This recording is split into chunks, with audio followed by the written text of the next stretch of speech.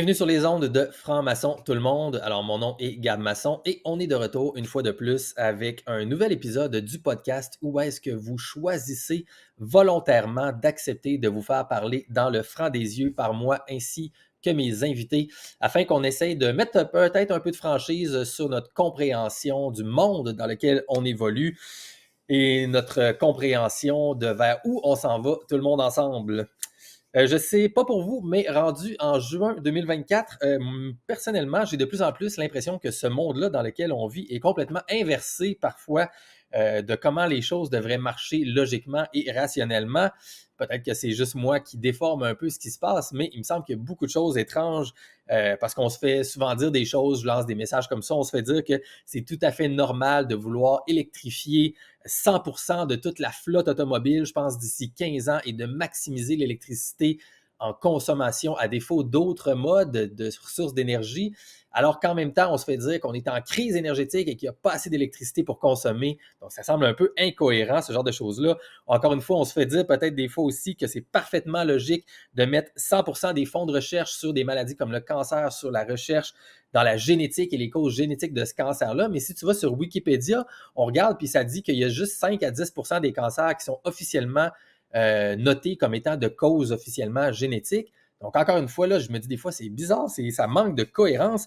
Et on se fait dire que la liberté académique est extrêmement importante et même tellement importante au Québec qu'on en ferait une loi officielle, je crois, dans les dernières années et que la science évolue constamment. Donc, c'est normal que les consensus scientifiques changent quand des voix s'opposent au consensus pour qu'on puisse brainstormer scientifiquement ensemble. Et d'un autre côté, ben, on apprend en même temps qu'un scientifique se fait radier cette année de l'Ordre des chimistes du Québec pendant 1 an pour des propos publics qui ont été émis, mais qui étaient référencés aussi scientifiquement. Alors, comme disait George Orwell en 1984 dans son livre, je crois, Up is down, si on veut, on dirait qu'il faut accepter que le noir c'est gris et que le blanc c'est noir sans rouspéter pendant qu'on peut Netflix et chiller sans trop se poser de questions.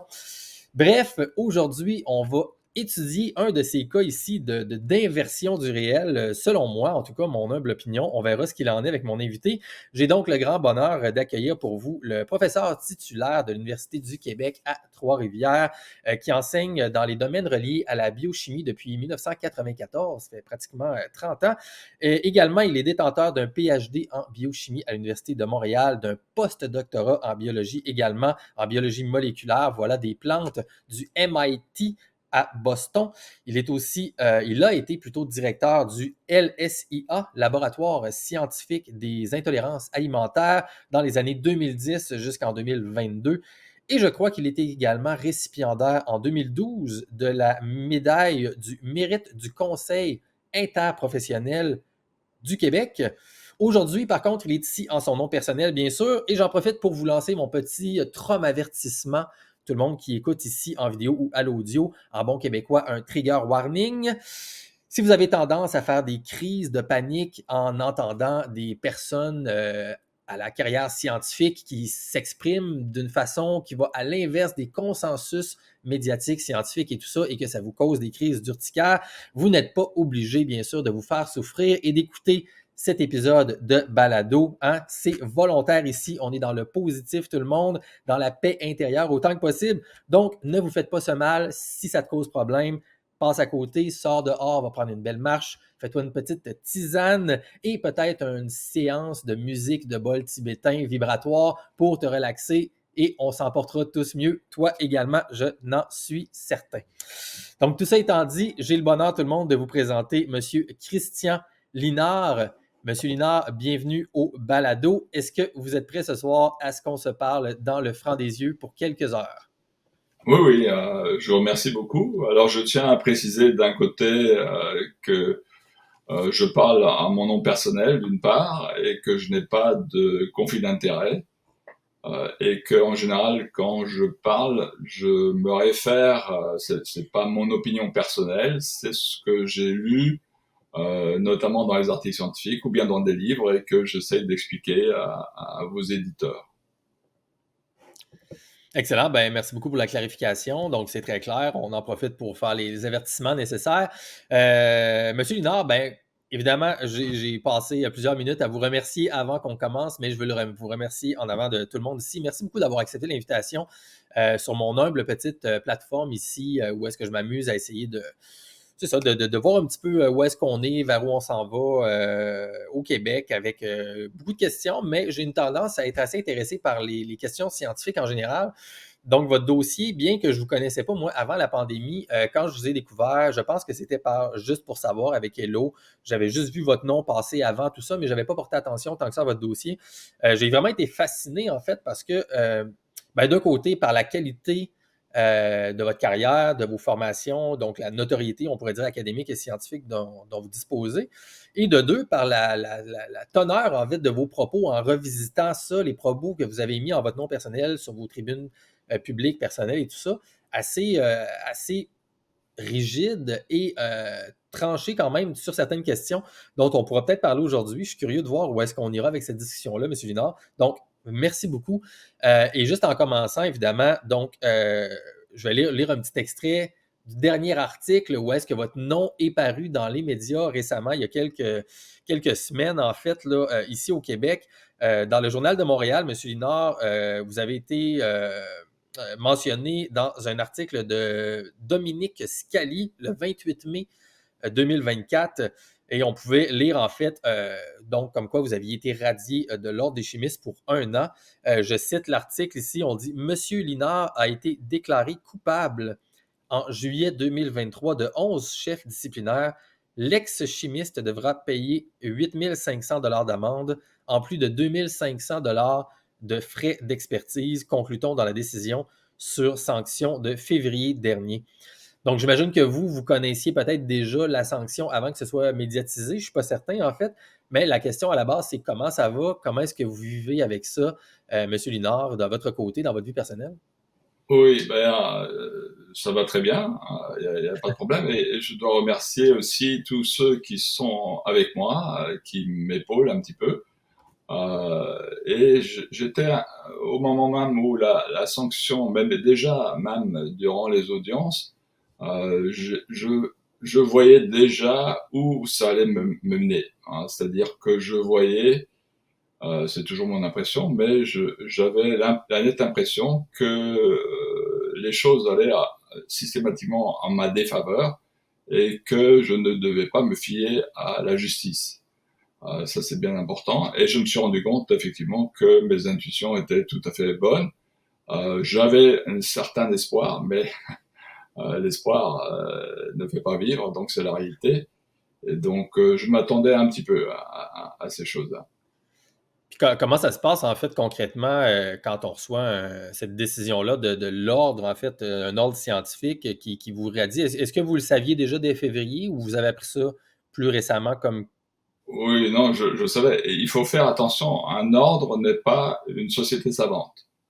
Ça, c'est bien important, hein. C'est pas une société savante. C'est un ordre veille d'abord à ses intérêts. Et ensuite de ça, à la sécurité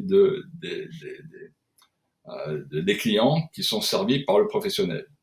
D'accord? Donc, Est-ce que l'ordre dans lequel vous avez dit les choses est un ordre, vous pensez, prioritaire?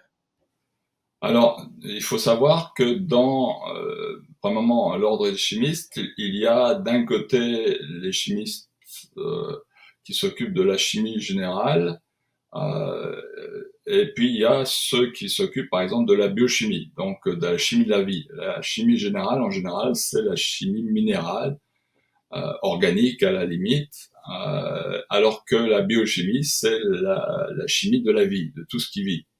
D'accord, aussi bien les petites bêtes comme les insectes, les virus, les bactéries, mais aussi les animaux jusqu'à l'homme. Et je me suis spécialisé, moi, en la biochimie clinique, c'est-à-dire que c'est la biochimie humaine. D'accord, ça c'est important. Ensuite de ça, il faut savoir que dans l'ordre des chimistes, il y a une spécialisation, un peu comme les médecins spécialistes. Dans la chimie, il y a aussi des chimistes spécialistes. Et notamment ceux qui sont spécialistes, ce sont les biochimistes cliniques. OK. D'accord. Et à ce moment-là, je faisais partie, de par d'un côté mes études et d'autre part par le fait que j'étais membre de l'ordre. Donc à ce moment-là, je pouvais dire que j'étais biochimiste clinique. Maintenant, depuis que je suis sorti de l'ordre, c'est moi-même qui me suis sorti, je ne peux plus dire que je suis biochimiste clinique. Par contre, j'ai un PhD, un diplôme d'études postdoctorales en biochimie clinique. OK, très intéressant. Et en fait, ma question voulait aussi accuser un peu ce que vous aviez dit, parce que dans l'ordre que vous avez mentionné des choses, et je ne parlais pas de l'ordre, l'organisme, mais de l'ordre, la séquence, vous avez dit l'organisme défend ses intérêts et défend aussi les clients ou les patients, en fait, qui sont représentés. Est-ce que vous pensez que c'est la première priorité sont les patients ou c'est les intérêts de l'ordre en tant que tel, ou c'est les deux mélangés? Parce des fois, nous, ce qu'on entend, en fait, c'est que les ordres sont là pour protéger les gens, protéger le public, principalement. Tu sais, c'est ça le point qu'on entend lorsqu'on parle d'un ordre, en fait, professionnel. Non, d'abord, l'ordre défend d'abord ses intérêts avant tout, et ensuite de ça, elle défend, enfin pour moi, et ensuite de ça, elle défend le client que le professionnel sert. Alors pourquoi je dis ça? C'est parce que entre ordres professionnels, il y en a qui qui revendiquent certaines de leurs actions. Donc par exemple, il y a tel ordre qui n'est pas d'accord, il dit que ces activités font partie de leur ordre professionnel, alors que d'autres disent non, ça nous appartient. Et donc il y a une certaine rivalité entre ces ordres. Hein, et puis c'est débattu par après au Conseil interdisciplinaire du Québec. Donc, mais la première chose, c'est définir son champ d'expertise à l'ordre en question. Hein, mais des fois, c'est un peu comme les diagrammes de Venn, il y a des chevauchements. Et donc, les ordres professionnels se disent, non, ça c'est typiquement c'est de mes activités, ce n'est pas de tes activités. Donc, d'abord, l'ordre veille à ses intérêts personnels d'abord. Hmm. Et les intérêts de l'Ordre des chimistes, par exemple, dans lequel vous avez fait partie pendant très longtemps, je crois, est-ce que c'est quelque chose qui est disponible à tout le monde? Est-ce qu'on peut voir, nous, quels sont les intérêts de l'Ordre qu'ils défendent? Ou est-ce que vous faites, OK, mon ordre défend ces intérêts-là en premier lieu, en tant que Oui, membre de mais cet ordre-là? tous les ordres professionnels, une fois qu'ils ont veillé à leurs intérêts, ils vont s'attacher à servir correctement les clients du professionnel. D'accord? Et dans l'ordre des chimistes, il y a en fait deux lois. Il y a d'un côté la loi sur les chimistes qui règle l'activité comme telle de chimiste, donc savoir analyser, faire des synthèses, enfin tout ce qui est dans la chimie. Et puis ensuite de ça, il y a le code de déontologie. Hein, et il y a un code de déontologie de tous les professionnels. Donc en gros, c'est comme ça que ça marche. OK, cool. Et Donc moi, les fautes que j'ai été reconnues, ce n'est pas des fautes professionnelles, ce n'est pas des fautes dans les analyses que j'effectuais. Il faut bien comprendre, ça n'a rien à voir, parce que j'avais, notamment quand j'étais directeur du laboratoire scientifique d'intolérance alimentaire, on avait les normes les plus hautes de qualité. Donc on ne peut pas avoir les normes les plus élevées en qualité d'analyse donc si on ne fait pas bien son travail. D'accord. Tous les points étaient examinés et c'était j'étais accrédité par le Collège américain des pathologistes et au moment où on était accrédité, je pense qu'au Québec, on était 2 ou 3 à avoir cette qualité d'analyse. Donc, et en plus de ça, si vous regardez sur le Collège américain des pathologistes, ils vont vous dire que être accrédité par le Collège américain de pathologistes, c'est le plus haut grade de qualité. C'est extrêmement difficile de l'avoir. OK, donc, et ça, c'était Donc pendant moi, vos. j'étais accusé, mais excusez-moi, j'étais accusé sur la déontologie. Donc l'honneur et la dignité de la profession. Ce que il disait, ce que je disais, portait atteinte à l'honneur et à la dignité de la profession. Exact, exact. Et ça, c'était donc les 11 chefs disciplinaires, si on veut, qui étaient reportés dans ce jugement-là. C'était tous par rapport à l'ordre au code de déontologie, en fait. Et C'est ça. parce qu'on dit, c'est ça ce qu'on dit dans cet article-là, c'est que vous n'êtes pas un simple citoyen de 69 ans, rappelle le conseil de discipline dans sa décision, quand il publie la possibilité que la véracité de ses propos soit tenue pour avérée est décuplée. Donc, on dit en fait que, étant donné que vous avez, j'imagine, une crédibilité, une expérience scientifique, un certain statut, que vos paroles, dans le fond, sur l'espace public, les gens vont de façon démesurée penser que c'est la vérité que vous dites, alors que ça ne l'est peut-être pas. Est-ce que ça, j'imagine que c'est vrai d'une certaine façon, vu que vous êtes Oui, un... alors il faut faire une distinction. D'un côté, j'avais un blog, d'accord? Un blog, il était ouvert à tout le monde et je discutais de plusieurs sujets. C'était pas uniquement les vaccins. Il y avait l'eau, il y avait des médicaments, il y avait les pesticides, il y avait le fluor, il y avait les antibiotiques, il y avait des sujets de nutrition. Donc il y avait plusieurs sujets. Et en fait, ce que je faisais systématiquement, c'était de prendre certains articles scientifiques et de les vulgariser. Donc je mettais plusieurs références scientifiques et j'essayais de vulgariser les différents articles. Et puis ensuite de ça, à côté de ça, j'avais un Facebook. En fait, c'était mes étudiants qui m'avaient suggéré d'avoir un Facebook parce que très souvent, au début de mes cours, en 5 minutes, hein, j'essayais toujours d'actualiser et je présentais une particularité, quelque chose qui était un peu anachronique, qui était décrit dans la littérature pour favoriser pas la discussion, mais l'esprit critique. Je vais vous donner un simple exemple que je donne parce qu'il est facile à comprendre. Vous savez que on associe, par exemple, le cholestérol systématiquement aux maladies cardiovasculaires. Et donc, on a synthétisé, la chimie pharmaceutique a synthétisé des médicaments qui ont tendance à diminuer le cholestérol.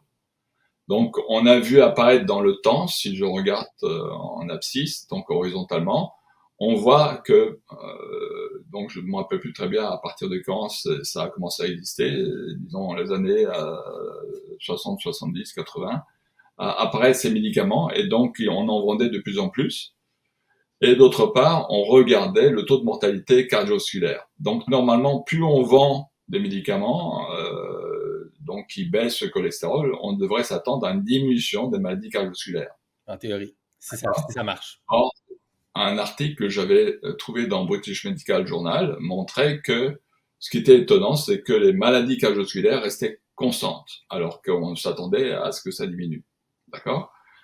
Donc, j'essaie de montrer systématiquement que la science est beaucoup plus compliquée et il faut réfléchir.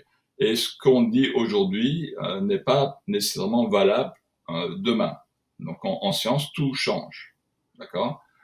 Par exemple, le dogme de la biologie moléculaire qui disait que systématiquement, on partait de l'ADN, on transcrivait un ARN, et puis cet ARN, dans certains ARN, notamment les ARN messagers, étaient traduits en protéines.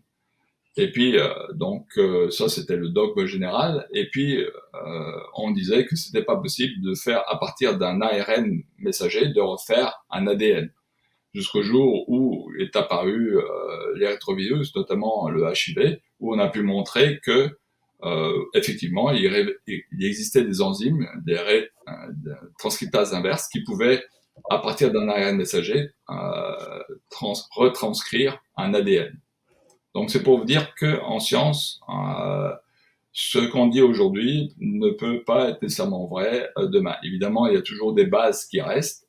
La découverte de l'ADN qui a été faite en 53 est toujours valable à l'heure actuelle. On ne remet pas en question. Par contre, le mode de fonctionnement et les différentes parties d'ADN qu'il y a, par exemple, dans un génome peuvent être mis en question. Finalement, c'est ça, vous faisiez votre travail de professeur avec les étudiants, c'est-à-dire, c'est ça, de leur montrer à C'est ça, réfléchir, à remettre en cause les choses, puis à essayer de pousser plus loin c'est les ça, recherches pour ressortir avec plus d'expérimentation et plus de connaissances finalement pour tout le monde. Tu sais. c'est ça. Et les étudiants m'avaient dit, bon, qu'ils préféraient avoir ces 5 minutes pour discuter C'est des ce cours. questions du cours plutôt que de prendre des particularités. Alors que je voulais, c'est actualiser parce que je parlais du cholestérol, je montrais qu'est-ce que c'était. Donc j'expliquais c'était comment c'était synthétisé à partir de quoi et qu'est-ce que ça faisait. Mais le seul problème que j'avais, donc mes étudiants m'avaient dit non, ce serait bien que vous faisiez un Facebook. Et à ce moment-là, je savais pas du tout comment ça fonctionnait un Facebook. Et donc, j'ai demandé à mes étudiants de m'aider. Évidemment, comme j'étais honnête, Facebook me demandait qui j'étais, mon nom, qu'est-ce que j'étais. Donc, j'ai dit que j'étais un PhD, que j'étais inscrit à l'ordre, puisqu'ils me demandaient. Donc, je cachais rien, je ne mettais rien d'anonyme. Le problème, c'est que je pensais que c'était uniquement dirigé avec mes étudiants, mais non. C'est-à-dire que il fallait cocher donc certaines choses dans Facebook pour limiter l'accès. Or, ça, je ne savais pas, et encore à l'heure actuelle, je n'utilise pas Facebook parce il est resté 1 mois et demi ouvert, et ensuite de ça, je l'ai fermé. Et donc, ne me demandez pas comment fonctionne Facebook, je ne sais pas, et ça m'intéresse pas. OK, donc ça, c'est intéressant. Ça veut dire qu'à ce moment-là, vous aviez l'intention de faire ce qu'on pourrait appeler comme une espèce de groupe privé pour vos étudiants, Oui, finalement, c'était pour mes étudiants. C'était pour mes mais étudiants. c'était public. Donc, ça veut dire que, en fait, vous ne vouliez pas être public nécessairement avec les déclarations que vous faisiez sur Facebook à ce moment-là. Et donc, il y a une partie. Et est-ce que, selon vous, c'était parce que c'était problématique que ce soit public ou c'est juste que votre intention était que ce soit privé? Non, mon intention, c'était de parler uniquement à mes étudiants. C'était pas à parler au public. Mais Et est-ce que le fait que ce soit public, ce que vous disiez, est-ce que ça c'était problématique par rapport à votre ordre? oui, pour l'ordre, ils considéraient que c'était problématique. Hein. Donc, pour eux, c'était pas. Et puis donc j'avais mon Facebook, j'avais mon blog, et puis aussi j'étais attaqué, notamment le chef 11, pour un courriel que j'avais envoyé à mes étudiants, Ouais. ok, qui portait sur les masses. Et ça, c'était plus récent. Donc à mes étudiants, quand arrivait la crise Covid, je voyais tous mes étudiants paniquer, je voyais le monde entier qui paniquait parce qu'on faisait régner la peur systématiquement. On avait déjà montré que par exemple en Chine, il y avait des gens tout d'un coup qui marchaient dans la rue puis ils tombaient raides morts. Hein. Personnellement, quand j'ai vu ça, j'ai dit j'ai jamais vu une pathologie comme ça. Là. Quelqu'un qui marche et 2 secondes après il tombe raide mort. Donc j'étais un peu étonné. Et ensuite de ça, on a discuté, on a vu deux choses. D'un côté, il y avait ce qu'on appelle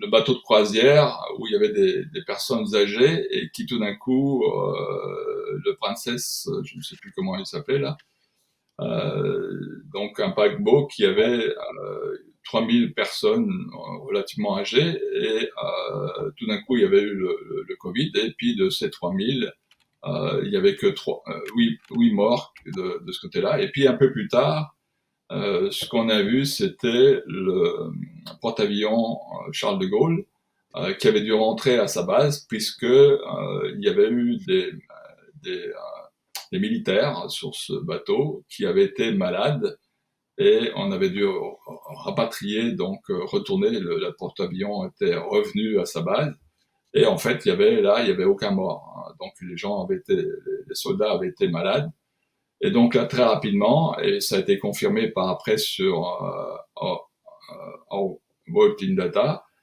que c'était, et d'autres articles qui montraient que ceux qui étaient atteints et qui risquaient de décéder, c'était des personnes âgées de plus de 85 ans.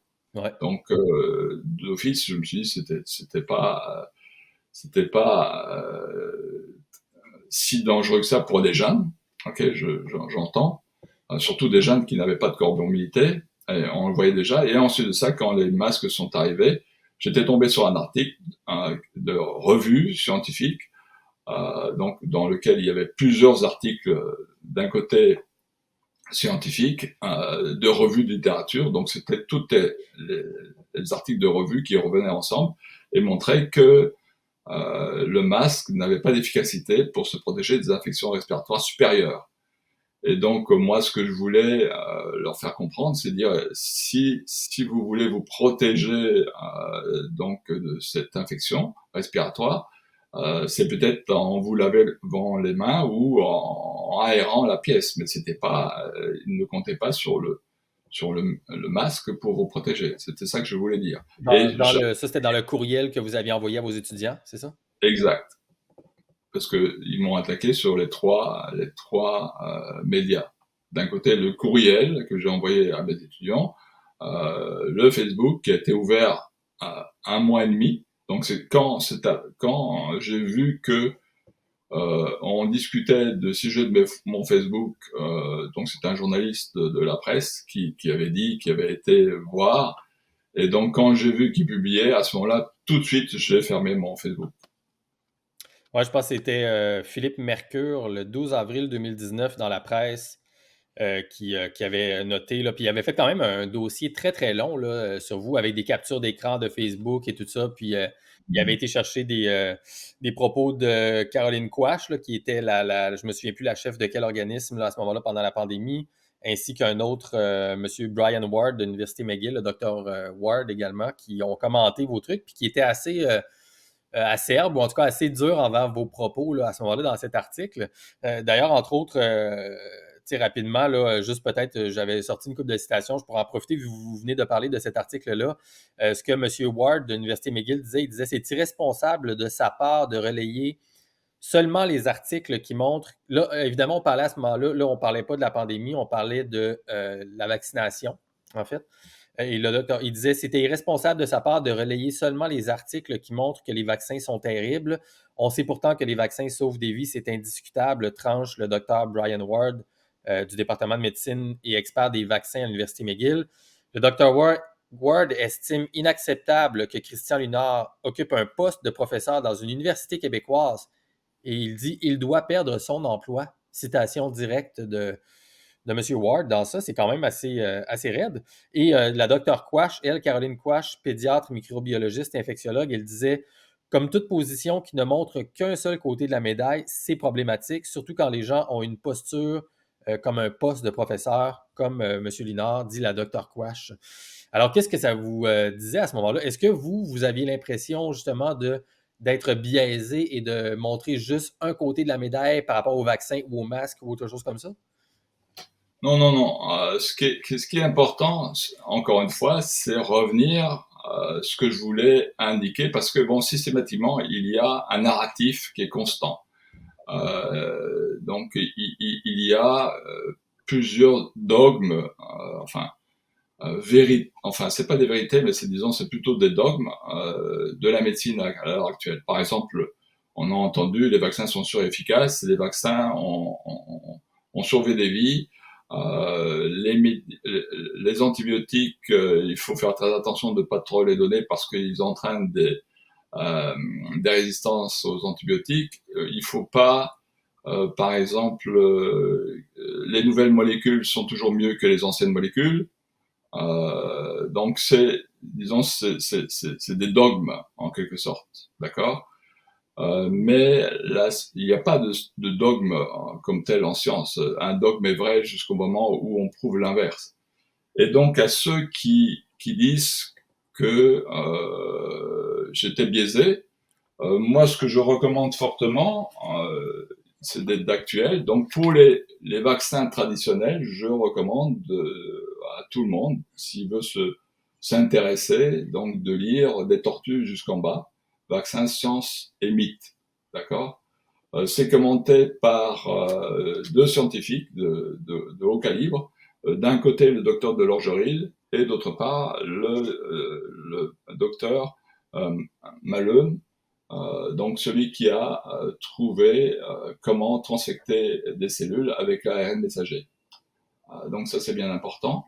Je vous dis tout de suite que j'ai pas d'action dans ce livre, j'ai pas de conflit d'intérêt, mais je recommande les gens, s'ils veulent avoir une opinion, donc mesurée, c'est de lire ce livre. Ce qu'il pourrait lire aussi sur les nouveaux vaccins, hein, c'est le livre de Les apprentis sorciers de Alexandra Henrion-Caude, d'une part, et l'autre chose, c'est lire tous les livres de la série, donc de Michel Delorgeril, pardon, je le montre à l'envers. Donc, il y a neuf livres à ce sujet, et je recommande à tout le monde, avant d'avoir une position, de lire tous ces livres.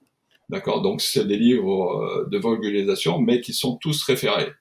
Donc, il y a énormément, par exemple, quand j'avais donné le premier livre, Les tortues jusqu'en bas, vaccins, mythes et sciences et mythes, et il y a plus de 1000 références scientifiques. Donc, les gens peuvent aller vérifier, lire, essayer de comprendre ce qui se passe. Donc, c'est la même chose pour le livre de donc les apprentis sorciers. Ça, c'est qui parle uniquement des ARN messagers. Ils devraient lire et se faire leur propre opinion et éviter et c'est la même chose pour le docteur Delorgeril, qui est un scientifique. Donc, je demande aux gens de lire tous les articles, et de se faire une opinion. Il y a finalement un dernier livre que je recommande aussi.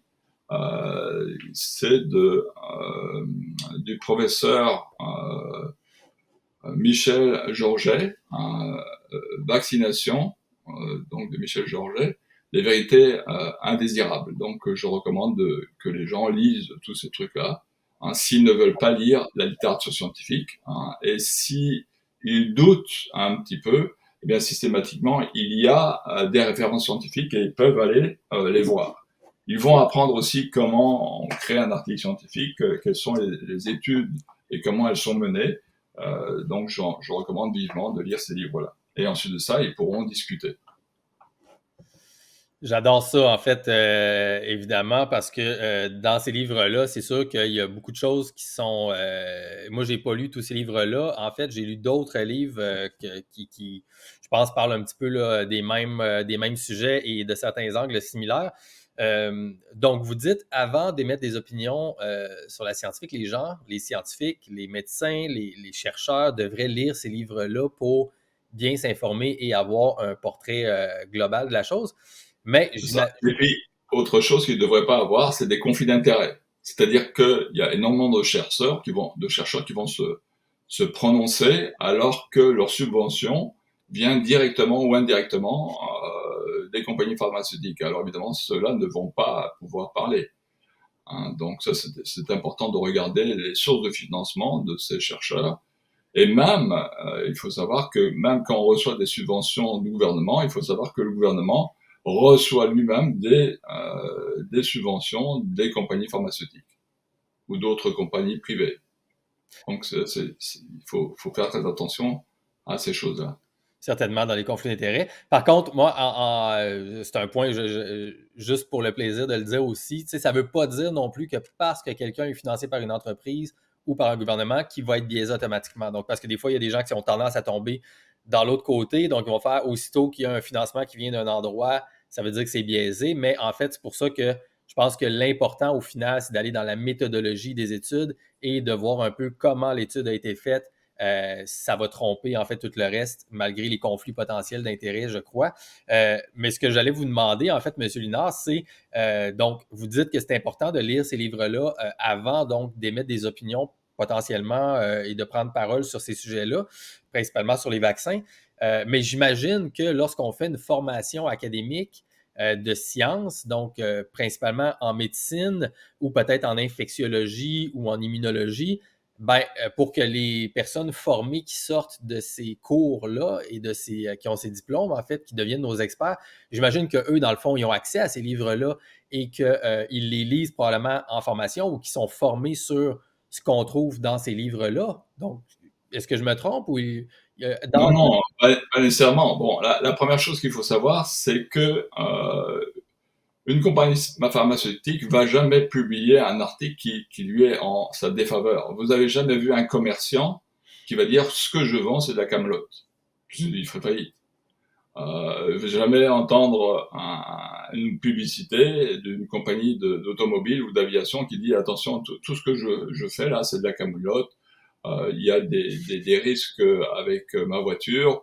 Si vous la conduisez, vous risquez d'avoir tout d'un coup donc l'airbag qui vous saute au visage, ou bien que tout d'un coup vous ne puissiez plus tourner à gauche ou à droite, ou que tout d'un coup là vous risquez de perdre une roue. Okay, jamais, vous allez jamais entendre parler de ça. Au contraire, on vous dit la voiture c'est super efficace. Regardez, c'est d'une puissance incroyable, ça consomme pas beaucoup. Jamais vous allez entendre un constructeur d'automobile parler mal de ses produits. C'est la même chose pour l'industrie pharmaceutique.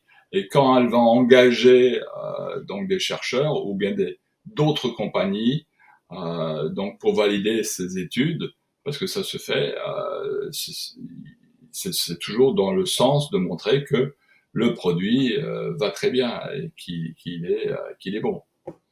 Certainement, certainement. Ça, c'est une fois que bon, mon image est un peu floue, désolé, mais je vais essayer d'arranger ça. Ça, c'est une fois que, évidemment, les chercheurs, les scientifiques sont engagés, ils arrivent sur le marché du travail, etc.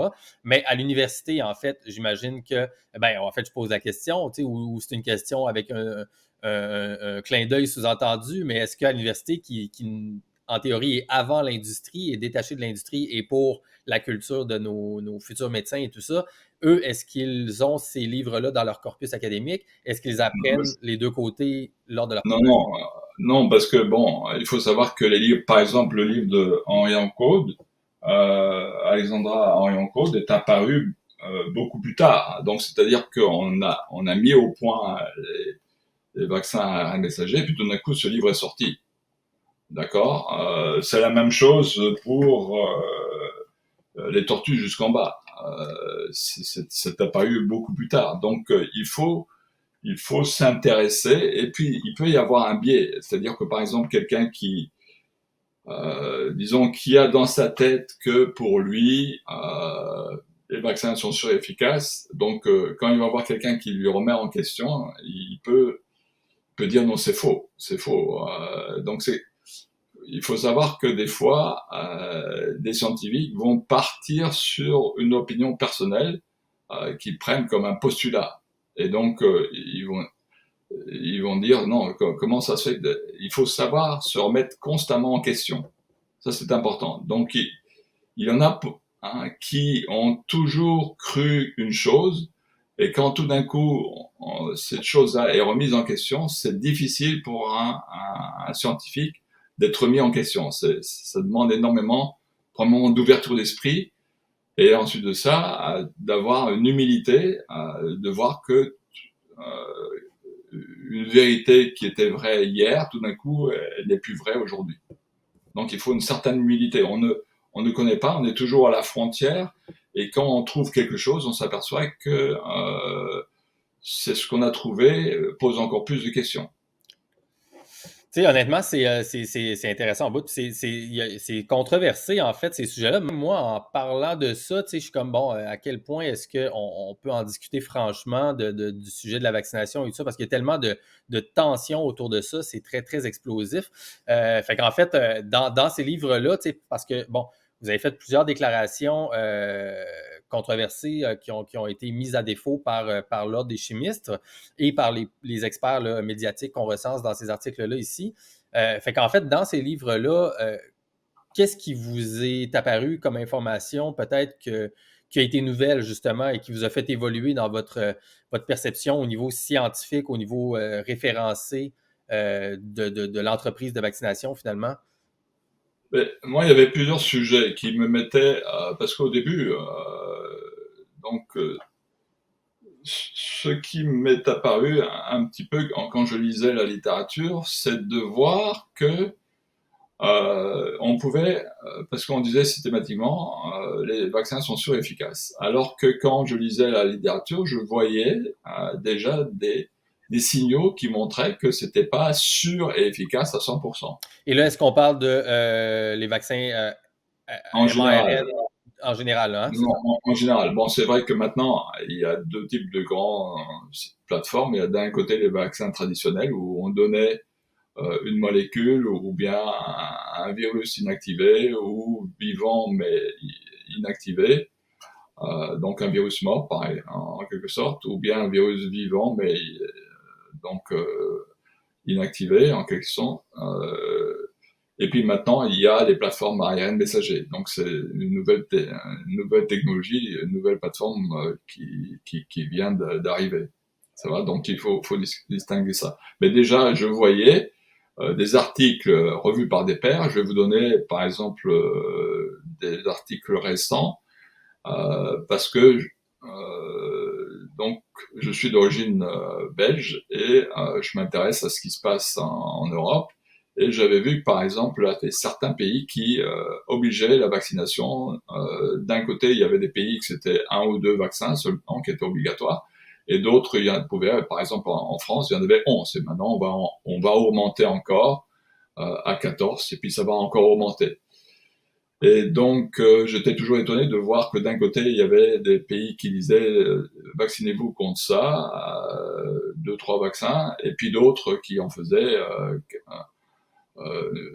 10, 20, des fois plus. Et donc, j'étais toujours un peu étonné de voir la différence. Pourquoi un pays dit voilà que c'est un ou deux et l'autre c'est une vingtaine. Donc, je voulais savoir qu'est-ce qui se passait. Et puis, j'avais vu aussi des signaux comme quoi il y avait des efficacités qui marchaient pas.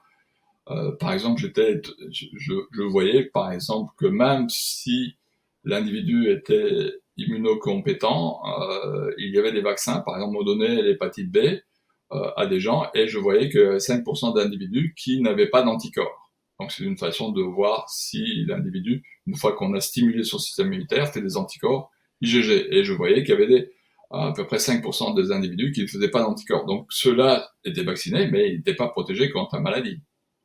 D'accord. Donc on ne pouvait pas dire que c'était sûr à 100%, hein, puisque on voyait déjà.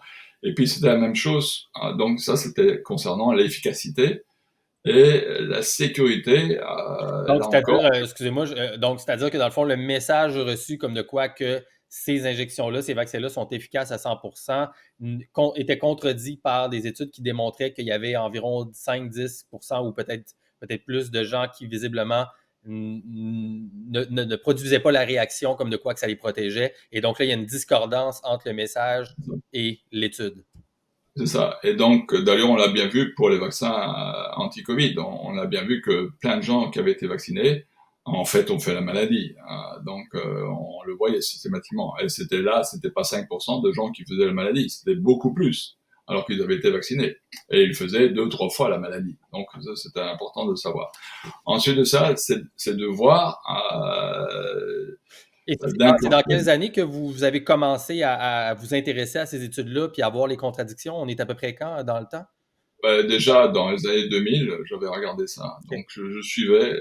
Et puis, donc, je voyais des articles qui montraient, et puis il suffisait de regarder la monographie du médicament ou du vaccin, et on voyait systématiquement que oui, il y avait des risques, hein, systématiquement. Et donc c'était bien indiqué dans la monographie. Or, systématiquement, j'étais étonné d'un côté qu'on dit c'est sûr et efficace à 100%, donc l'efficacité c'est 100%, et pas de réaction secondaire ou à la limite ce qu'on disait systématiquement, un peu de rougeur, un peu de fièvre, mais c'est tout à fait naturel et ça va disparaître. Or, on voyait, et c'est la même chose pour les médicaments, on voit dans la monographie que systématiquement, non, il peut y avoir des cas graves. Et puis j'étais tombé sur d'autres articles intéressants. Par exemple, quand un vaccin arrivait, Ça. euh, et que on disait que ben regardez le taux de mortalité dû à cette maladie diminuait et on voyait en fait que si on remontait avant beaucoup plus tard beaucoup en amont du temps donc on s'apercevait que déjà la maladie diminuait, hein, donc si je prends ici mon bras pour montrer dans le temps que la maladie diminuait, on introduisait le vaccin ici et puis on voyait que ça avait diminué mais on ne regardait pas ce qui était avant. Par exemple, pour la rougeole, l'incidence de la mortalité avait déjà diminué de beaucoup dans les pays occidentaux avant l'arrivée du vaccin. D'accord? Exact. Donc ça, c'était important de s'en rendre compte. Semblerait que oui, en fait, en tout cas, d'après ce que moi j'ai compris encore une fois de mes propres lectures, c'est quelque chose qui est assez steady ou assez standard dans beaucoup de vaccins. En fait, l'introduction, à chaque fois qu'elle est faite, on n'est pas au début de la diminution des cas, on est vraiment à la fin, sinon beaucoup à la fin. Là. Donc, tu sais, quand tu regardes comme il faut les chiffres, on parle de genre des 90-95% de réduction des fois quand on parle de mortalité ou des choses comme ça avant que les vaccins soient introduits et tout ça. Et là, tous les gens autour de ça expliquent leur explication pour parler, pour expliquer en fait le phénomène, c'est que c'est plutôt l'aspect sanitaire, l'aspect moderne, de la modernisation, la propreté, la meilleure nutrition, meilleure eau et tout ça qui aurait plutôt contribué à faire la diminution des vaccins. Mais ça, évidemment, c'est en dehors des faits en tant que tels et des études dont vous parlez ici. Les autres points qu'il y a, c'est aussi par rapport aux adjuvants et tout ça. Ça, est-ce que c'est quelque chose que vous avez remarqué qu'il y avait certaines soit contradictions ou problématiques dans les études par rapport au... Si on reste, mettons, dans le Oui, domaine des vaccins, M. Linard? oui, parce que j'étais étonné que d'un côté, par exemple pour les animaux, les adjuvants, pour les chiens et les chats, on ne mettait pas d'aluminium, alors que pour les humains, on mettait de l'aluminium, alors que d'un côté, on mettait du phosphate de calcium comme adjuvant, alors que de l'autre côté, on ne le mettait pas. Et ça, c'était un peu étonnant. Et puis, il y avait d'autres signaux d'alerte que j'avais observés. Donc, je vous ai dit tout à l'heure qu'il y avait des pays qui vaccinaient peu. Il y avait peu de vaccins obligatoires, 1, 2, 3, 4. Et puis, il y en avait d'autres, par exemple comme les États-Unis, qui en donnent énormément. Et donc, encore une fois, si on mettait dans un graphique que je représente ici simplement, on voyait que plus on vaccinait, plus le taux de mortalité était élevé. Donc là, il y avait un problème. Et c'est des articles donc qui ont été publiés à comité de pairs, qui ont été revus et qui ont été publiés et qui sont reconnus. Mais évidemment, on ne montre pas ces articles, on n'en parle pas aux médias. Une chose que j'ai remarqué aussi, c'est que systématiquement, et on le voit systématiquement encore maintenant, quand l'industrie met en place un produit que c'est approuvé par les instances gouvernementales, d'office, les masses médias vont sortir et vont dire regardez, ça marche très bien. Mais quand il y a quelque chose qui marche pas, les masses médias ne vont pas le dire non plus. Alors que quand ça marche, tout de suite, ah oui, ils vont le dire, mais ils vont aller dans le même sens que l'industrie pharmaceutique. Ouais, ouais, ouais. Et je ne sais pas si vous, c'est quelque chose sur lesquels vous aviez tombé. Tu sais, évidemment, moi, au fil des années, je ramasse des trucs, mais beaucoup, tu sais, je suis pas quelqu'un qui garde les références puis qui peut pointer vers tel auteur a publié telle recherche et tout ça. Donc, corrigez-moi ou dites-moi si vous n'êtes pas au courant de ces choses-là. Là, tu sais, je ne veux pas induire personne en erreur selon la littérature. Oui, mais en plus de ça, il y a non seulement les éditeurs en chef de deux grands journaux, du New England Journal of Medicine et de British Medical Journal, avaient dit que la grande majorité des études étaient complètement fausses, alors qu'ils étaient rédacteurs en chef de ces revues. Ouais, ouais, la dame, j'oublie son nom, mais elle a claqué la porte là, du journal. Ils l'ont publié. Et puis encore récemment, Ioannidis l'a montré aussi. Donc il y avait énormément de choses fausses. Ou bien, si on voit une méthodologie, elle est truquée, hein, où les datas sont truquées. Donc, On exclut des oui, données pour avoir un résultat prévu à voilà. l'avance, ou on met Encore une une fois, reproductibilité. On n'est pas capable de reproduire et de tenir les mêmes résultats selon les méthodologies publiées. Donc, ça, c'est des problèmes. Là. encore une fois, je recommande aux gens de lire ce livre-là. Ils vont voir comment on peut arranger les études. Mais quelqu'un qui a l'habitude d'examiner les analyses, les méthodes de recherche, va voir tout de suite qu'il y a énormément de choses qui clochent. Je vais vous donner un simple exemple pour que vos auditeurs comprennent un peu comment on procède. Normalement, on fait des études à double aveugle contre placebo. Donc, des études à double aveugle contre placebo, c'est-à-dire que on va prendre deux groupes. L'un, normalement, on reçoit le produit qui est censé être actif, et l'autre va recevoir un placebo. Donc, en général, ça devrait être de l'eau physiologique. Je parle pour les vaccins. Donc, d'un côté, on donne le vaccin, de l'autre côté, on va donner de l'eau physiologique. Eau Mais ni le patient, c'est une substance inerte, hein, c'est bien ça? c'est ça. Donc, de l'eau physiologique, on est plein d'eau physiologique. Donc, ajouter de l'eau physiologique à l'eau physiologique, ça fera rien de tout. Et en plus de ça, ça coûte pas cher. Et donc, normalement, c'est une étude comme ça qu'on devrait faire. Et à double aveugle, ça veut dire que la personne qui reçoit le vaccin ou le placebo ne sait pas ce qu'on lui donne. Et la personne qui donne le vaccin, qui administre le vaccin, ne sait pas non plus qu'est-ce qu'on donne. Est-ce qu'on donne le placebo ou l'agent actif, d'accord? Et donc normalement, c'est des études qui devraient être faites comme ça et devraient être faites sur des longues périodes et non pas des courtes périodes. Ça, c'est important. Et là, ce qu'on voit, c'est pas ça du tout qu'on fait. Hein. On va donner le vaccin en question, le nouveau vaccin par exemple, et on va prendre comme autre, on va donner un ancien vaccin par exemple, Ouais. ou bien on va donner le vaccin donc qui contient les donc l'antigène en question plus ce qui va stimuler en quelque sorte la production donc tous les adjuvants. Les adjuvants, ouais. Et puis des fois, ce qu'on fait comme contrôle, on va mettre donc la même chose qu'il y a dans le vaccin, sauf les antigènes. Exact. D'accord. Et donc à ce moment-là, si les composants du vaccin, donc c'est-à-dire que les adjuvants, d'un côté on va retrouver l'aluminium et de l'autre côté on va retrouver aussi de l'aluminium, par exemple. Donc à ce moment-là, on sait que normalement ça devrait c'est justement l'adjuvant qui provoque des effets secondaires et qui peuvent être graves et non pas l'antigène.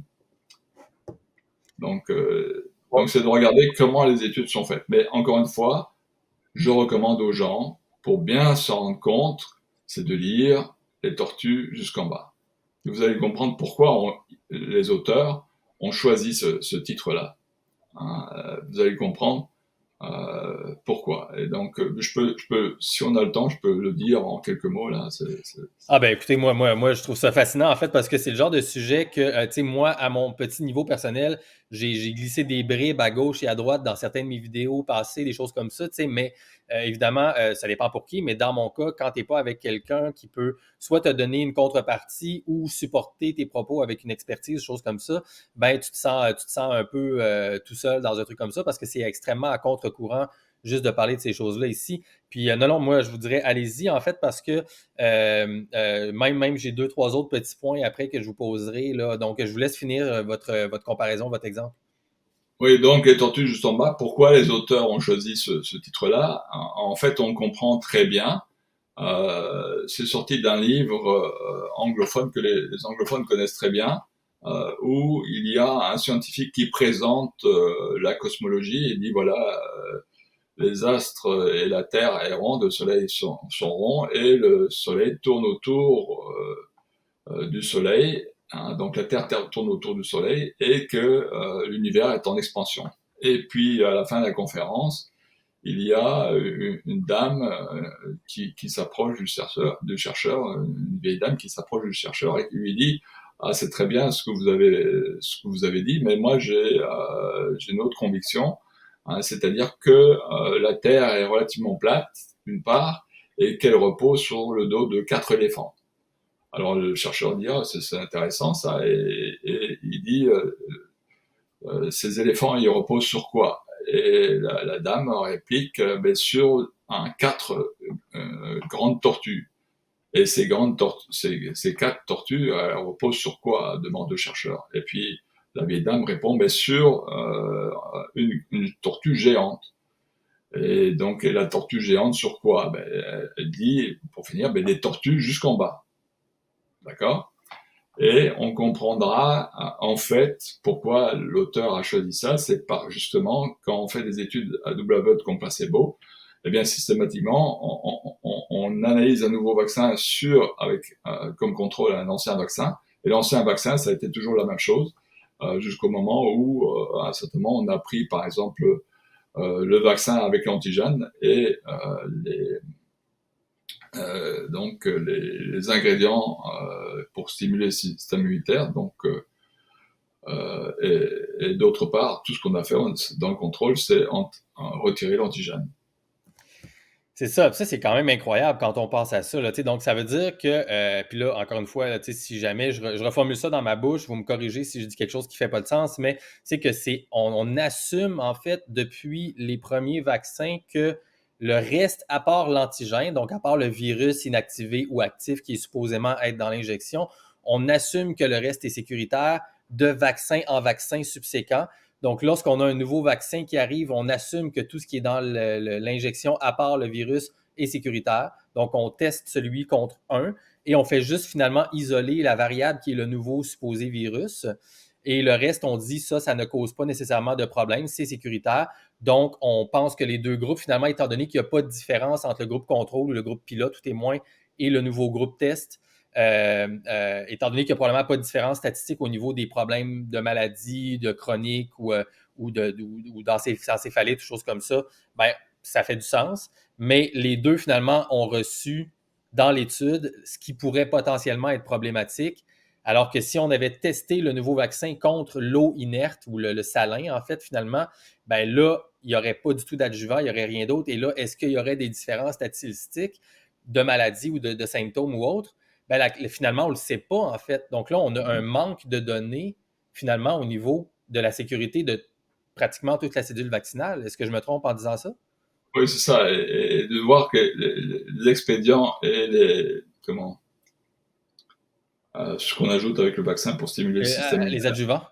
les adjuvants, par exemple, n'ont jamais été testés seuls contre, par exemple, de l'eau physiologique. Donc, on a mis le cocktail entier des adjuvants, mais de l'autre côté, on n'a pas testé. Et puis, il y a pas que ça. Il y a la manière de mener l'étude scientifique. Hein. Très souvent, on va faire, pour regarder, je parle de toujours sur la sécurité du vaccin, on va examiner les études de façon rétrospective et non pas prospective. Mais ça, en lisant le livre, vous allez comprendre. Et puis, par exemple, Michel Delorgerie dit d'abord, avant de regarder si c'est sécuritaire ou pas c'est sécuritaire, ce qu'il faudrait, c'est regarder l'efficacité. Et quand on lit l'ensemble des articles et du livre de Michel Delorgerie, qui a revu, lui, il a passé son temps à examiner toutes les études, donc il a fait un travail gigantesque. Et puis, il dit, les études ont été tellement mal faites qu'à l'heure actuelle, sa conclusion, je reprends sa conclusion, c'est on ne sait pas si vraiment les vaccins fonctionnent ou ne fonctionnent pas. D'accord? Donc, tellement on est dans l'expectative. Donc, d'un côté, l'efficacité comme telle, on ne sait pas.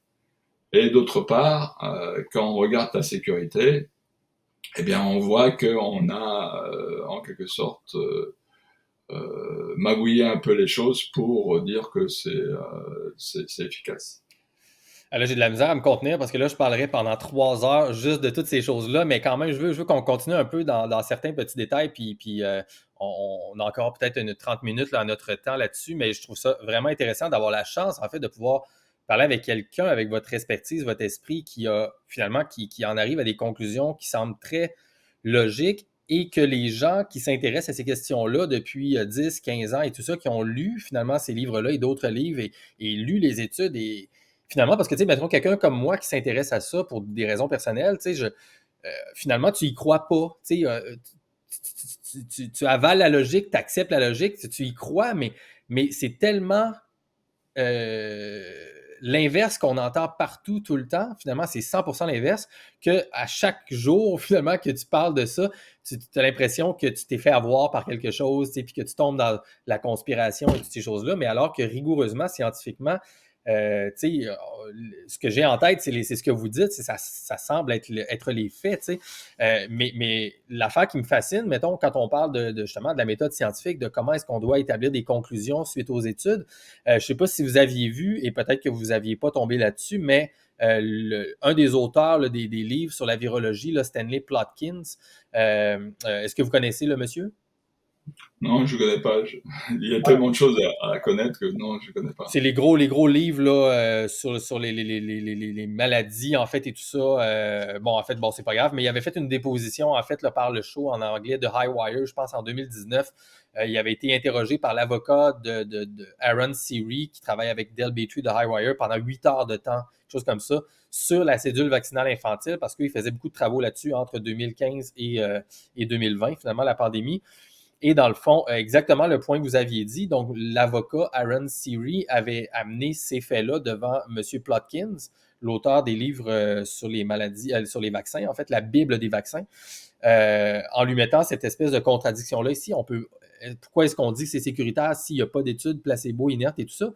Et dans le fond, lui, ce qu'il disait, c'est qu'il dit, ben, étant donné que on peut pas, il y a 2 points en fait. Le premier point, c'est de dire c'est pas éthique, donc ce ne serait pas éthique pour les enfants de faire ces études-là, tout simplement, parce qu'on les priverait d'un traitement, finalement, de quelque chose qui pourrait les sauver. Et de deux, c'était que, ben, étant donné qu'on n'a pas les données là-dessus, on ne peut pas faire les études parce que c'est pas éthique, ben, on conclut finalement par précaution que, dans le fond, il y a pas de problème. Dans le fond, étant donné qu'on n'a pas les données, ben, il n'y a pas de signal, donc on conclut que c'est sécuritaire. Donc, Oui, mais il allait pas plus loin que ça, lui, c'était ça. les histoires éthiques, ce qu'il faut savoir, c'est que bon, normalement, quand on donne un produit pharmaceutique, il faut avoir un consentement libre et éclairé.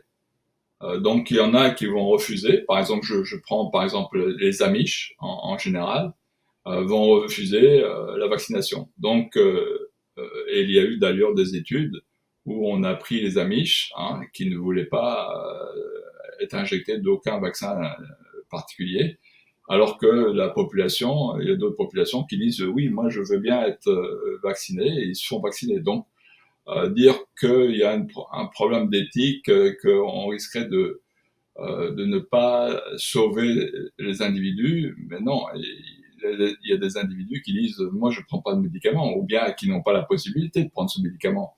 Et puis pas ça, mais il n'y a pas toujours eu, depuis l'existence humaine, il n'y a pas eu les vaccins ne sont pas apparus en même temps que la vie sur Terre. Ouais, c'est ça. C'est arrivé beaucoup plus tard. Et puis je vous ai dit, par exemple dans le cas de la rougeole, l'incidence et la mortalité a commencé à diminuer bien avant l'apparition des vaccins. Certainement, tu sais, puis moi, en tout cas de mon point de vue qui s'intéresse à la méthode scientifique, tu sais, moi je pense que la position de base par défaut, c'est ce qu'on pourrait appeler d'une façon métaphorique l'agnostisme, où c'est qu'on ne sait pas. Quand on ne sait pas, on ne peut pas conclure positivement ou négativement.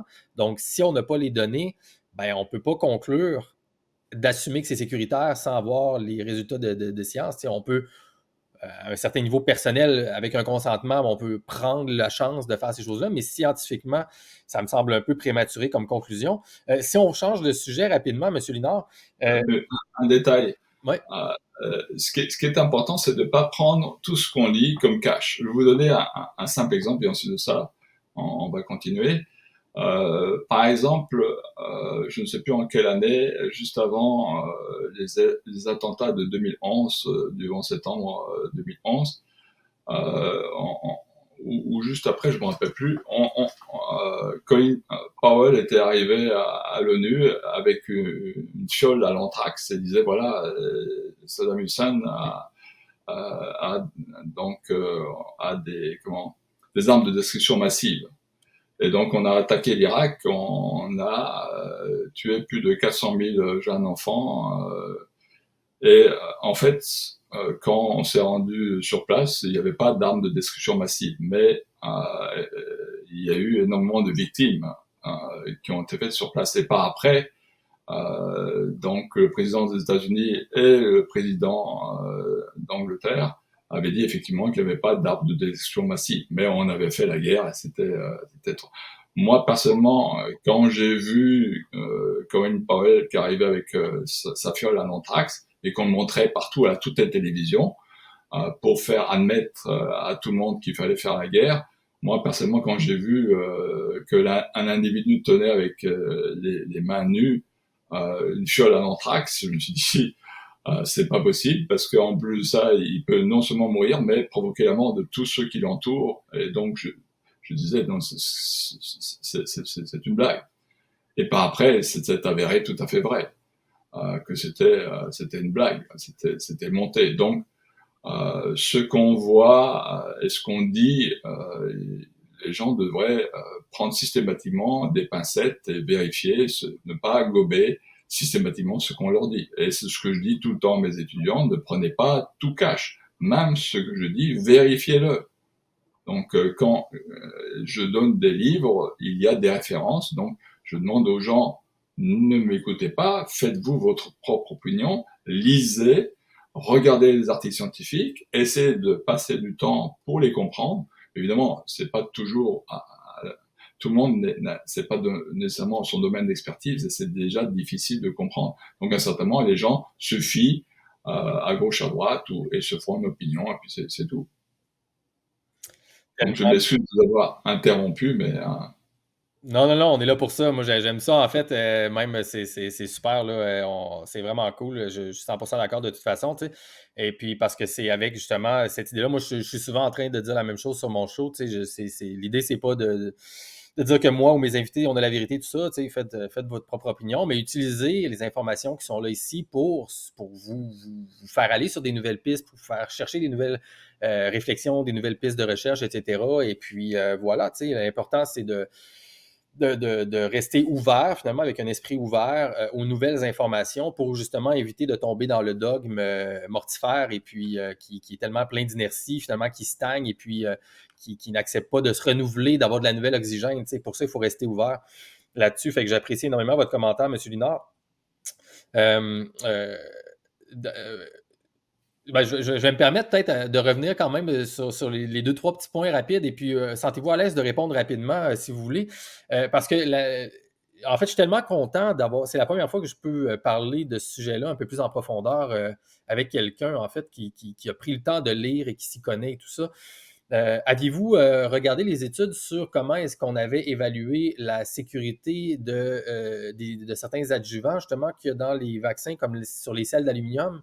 D'après ce que j'ai compris, historiquement, c'est basé sur très, très peu d'études et c'était des études qui étaient données comme comme, finalement comme un aliment. Donc, c'était les sels d'aluminium qui étaient ingérés dans les études, alors que dans les vaccins, ils sont injectés mais on n'aurait pas vérifié la toxicité ou la sécurité des sels d'aluminium euh, en injection contre, justement, encore une fois, du salin ou autre chose comme ça.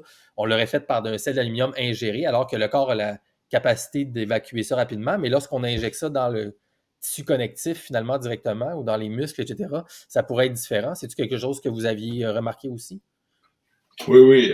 Donc, il faut faire attention entre qu'est-ce qu'on mange, parce que bon, dans la nature, on peut retrouver plein de métaux. Par exemple, on peut retrouver de l'arsenic, oui, de l'arsenic. On peut retrouver du plomb, de l'aluminium, évidemment. Mais quand on regarde dans les voies métaboliques, ces métaux ne sont pas repris, n'ont aucune fonction.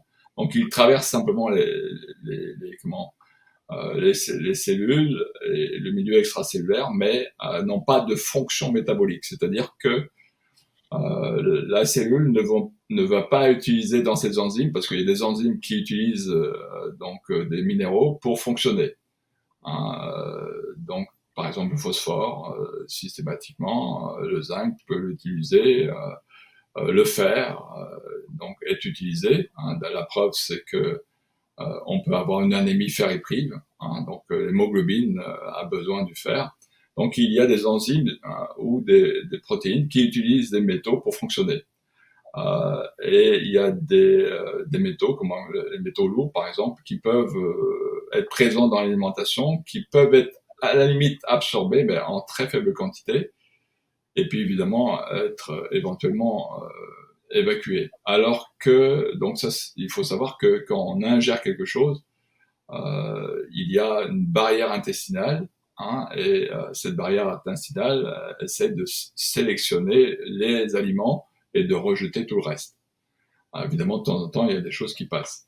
Alors que quand on injecte, hein, on bypass cette barrière intestinale et on arrive directement dans le milieu cellulaire ou intracellulaire ou même circulatoire. Et donc, c'est quelque chose de tout à fait différent. C'est pas du tout la même chose. Et en plus, il y a plusieurs choses dans les adjuvants, d'après ce que j'ai vu encore une fois, il y a toutes sortes de trucs comme du polysorbate 80 et tout ça qui, je pense, combiné avec certains adjuvants, Oui, peut oui, les aider à voyager beaucoup plus loin dans le corps parce qu'ils ont une certaine fonction d'ouverture de certaines, en tout cas, de certains peut-être capillaires ou pas capillaires, mais certaines. c'est ça. Alors, il faut savoir on peut tromper les gens facilement s'ils ne sont pas attentifs. Je vais vous donner un exemple avec le glyphosate. Le glyphosate, donc c'est un herbicide, mais c'est aussi un antibiotique. Enfin bref, ce que les études vont dire systématiquement, c'est qu'il n'y a pas d'impact donné du glyphosate aux gens. Il n'y a pas d'effet secondaire, il n'y a pas de risque de cancer. Mais le glyphosate, c'est l'agent actif directement, du Roundup. Mais le Roundup, il contient des détergents, des produits chimiques pour faire rentrer le glyphosate à l'intérieur des feuilles. C'est tout à fait différent parce qu'il faut savoir que les plantes, par exemple, ont une paroi qui est résistante et donc il faut percer cette paroi, arriver jusqu'à la membrane plasmatique et puis rentrer le produit à l'intérieur, rentrer le glyphosate qui est actif à l'intérieur de la cellule. Donc il y a un peu comme les vaccins, des molécules qui vont faire rentrer le glyphosate dans la cellule pour que le glyphosate soit actif. Et donc, on teste d'un côté le glyphosate, c'est l'agent actif, mais on ne teste pas l'ensemble. C'est ça. Ok, donc là encore, les gens vont dire bah, le glyphosate, ils vont l'assimiler au Roundup, mais le Roundup n'est pas le glyphosate. Oui, dans le Roundup, il y a du glyphosate, mais il y a beaucoup plus. Ok, donc les gens peuvent être mis s'ils ne font pas attention. Ils vont dire bah oui le glyphosate ou le Roundup c'est du pareil au même. Non, c'est pas du tout la même chose. Et d'après ce que j'avais compris, c'était le docteur Zach Bush, je ne sais pas si vous connaissez, qui avait fait une belle compilation d'études à ce sujet-là aussi, tu sais, puis qui expliquait, lui, c'est que justement, le glyphosate avait été, à la base, c'était un antibiotique et une des conséquences, c'était sur la vie bactériologique, en fait, et que finalement, ça bloque un certain chemin, le Shikamet Pathway, là, je me souviens plus exactement comment ça s'écrit, et que ça, finalement, ça provoque la mort de beaucoup d'entités bactériologiques, alors que notre intestin, tout notre système digestif, la microbiome qui a la cote beaucoup depuis 10-15 ans, beaucoup plus, est composé finalement comme à 90% d'ADN bactériologique. Là, je ne me souviens plus des chiffres, mais c'est quelque chose comme ça. Donc, est-ce que ça peut être un problème potentiellement, là, peut-être? Là? Non, mais c'est comme les antibiotiques. Les antibiotiques ne vont pas attaquer en quelque sorte le métabolisme des eucaryotes, mais va perturber directement le métabolisme des prokaryotes. Donc c'est tout à fait différent. Par exemple, les ribosomes des prokaryotes, donc la machine de traduction des ARN messagers en protéines, des prokaryotes est différente de ceux des eucaryotes. Donc on peut agir sur l'un sans endommager l'autre. Donc c'est à peu près le même système. Ouais. Et fait que revenons peut-être un petit dernier point sur les vaccins avant qu'on fasse une conclusion après ça, monsieur Linard. Encore une fois, merci beaucoup d'avoir accepté d'aller là-dessus. Je ne m'attendais pas à ça, mais je trouve ça super, super intéressant et je crois de valeur importante pour les gens qui s'intéressent à ça. Encore une fois, allez lire les livres que monsieur Linard a présentés un peu plus tôt. Deux petits points. Le premier petit point un peu plus anecdotique, mais important quand même. J'ai cru comprendre que quand on cherchait les adjuvants, parce que là, quand on injecte, au départ, il n'y avait pas d'adjuvant et donc les gens ne réagissaient pas à ce qu'on appelait, probablement, on appelait ça déjà des vaccins à ce moment-là, ne réagissaient pas. Donc, le corps gérait finalement l'injection qu'on faisait. Et donc, dans le but de s'assurer que les gens réagissent, on a été faire une recherche d'adjuvants pour provoquer l'inflammation et être sûr que le corps allait réagir, donc d'avoir une crise inflammatoire. Et on a été chercher finalement, faire une recherche de qu'est-ce qui était à plus petite quantité possible, le plus réactif possible chez le corps humain. Donc, on a été chercher le mercure et finalement, après ça, l'aluminium également, qui sont les choses qui provoquent le plus de réactions pour une plus petite quantité possible, pour être sûr que ça provoque finalement de l'inflammation. Et donc, si après ça, ça s'en va dans le corps et tout ça, j'imagine que ça peut créer des inflammations potentiellement dans le corps ailleurs et autres, là, tu sais. Oui, les adjuvants comme l'aluminium, mercure, ce qu'ils vont faire, c'est-à-dire que si je donne l'antigène directement et que je pique l'individu avec les antigènes, il va avoir une réaction locale, mais très rapidement, l'antigène va être détruit par le système immunitaire, très très rapidement.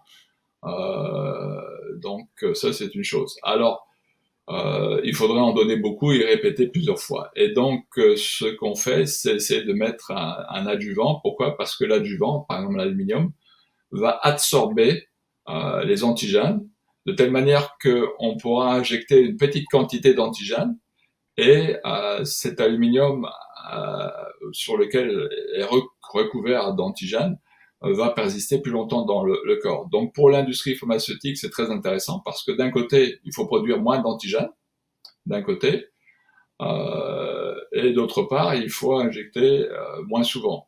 Hein, et puisque on va pouvoir montrer au système immunitaire un antigène qui va perdurer dans le corps plus longtemps. Et donc à ce moment-là, le système immunitaire va produire des anticorps. D'accord. Donc par le système, par tout, en activant le système immunitaire et en provoquant une inflammation. Donc ça, c'est comme ça que ça se passe. Est-ce que vous aviez lu le livre de Forrest Meredy qui s'appelle Crooked? Est-ce que ça vous dit quelque chose? Non, il y a tellement de choses à lire. Je suis même encore en retard dans tous les livres que je veux lire. Ouais, Donc, même chose pour moi, là. Ça, c'est le défi constant des gens qui aiment lire sur des trucs-là. Dans les études qu'il avait rapportées, justement, c'est un livre sur les mêmes sujets. Là, encore, il y en a beaucoup. Là. Lui, il focusait sur un aspect très intéressant, en fait, dans les recherches qu'il avait conclues dans ce livre-là. C'était sur l'historique des sourires, en fait, chez l'humain au fil des 100 dernières années environ, depuis que la photographie existe. Et il remarque statistiquement qu'au niveau du sourire. Les sourires sont de plus en plus croches avec le temps. Et il avait été remarqué finalement que les études chez des brebis, beaucoup prouvaient que au niveau du danger, donc pathologique des métaux, en fait, comme ça ici, des sels métalliques ajoutés, mercure et aluminium, moins il y en a, plus c'est pathologique dans le fond. Et donc, plus les doses de ça sont petites, plus ils vont rester dans le système nerveux parce que les cellules, finalement, ne sont pas capables de s'en départir. S'il y en a plus, le corps est capable de faire des granulomes et de les isoler plus facilement. Mais s'ils sont plus petits, ils restent toujours dans les cellules blanches et ils s'en vont et ils vont monter le long finalement du système nerveux et aller travailler sur les nerfs crâniens. Et donc ça, j'avais trouvé ça assez fascinant comme amalgame d'études ici. Bien sûr, il y a plus de recherches qui seraient nécessaires là-dessus. C'est une conclusion établie par lui, là, donc je ne veux pas soutenir cette conclusion-là, mais le mécanisme, en tout cas, est soutenu par de la littérature de façon assez intéressante. Et peut-être pour terminer, M. Linard, sur ce sujet, on ne pourrait pas parler de tout ça sans vous demander votre opinion sur la fameuse étude du Dr. Whitfield de 1998 qui a lancé, si on veut, le bal médiatique de lynchage médical contre, en fait, principalement lui, alors qu'il y avait 12 auteurs sur son étude qui avaient prouvé, qui avaient fait des cas d'études, en fait, sur un syndrome gastro-entérique chez une dizaine de jeunes, là, je pense, qui étudiaient comme cas d'étude. Et lui, dans le fond, il avait recommandé de donner le vaccin rougeole, rubéole, oreillon séparé à la fin de son étude-là ici. Parce que lui, en tout cas, il voyait qu'il y avait une corrélation. Donc, il n'établissait pas de causalité, je crois, dans son papier, mais il y avait une corrélation entre les syndromes intestinaux problématiques chez ces jeunes-là qui souffraient de troubles développementaux, donc près de l'autisme et tout ça ici aussi également. Donc, vous, c'est quoi votre opinion là-dessus? Est-ce que vous avez réfléchi à ça sur le Dr. Wakefield et toute cette saga là, dont on parle encore aujourd'hui? Oui, donc c'était un des premiers à remettre en question parce qu'il avait observé que chez les enfants autistiques, il y avait des problèmes gastro-intestinaux, et c'était comme ça que parce que lui, il était gastro-entérologue de formation.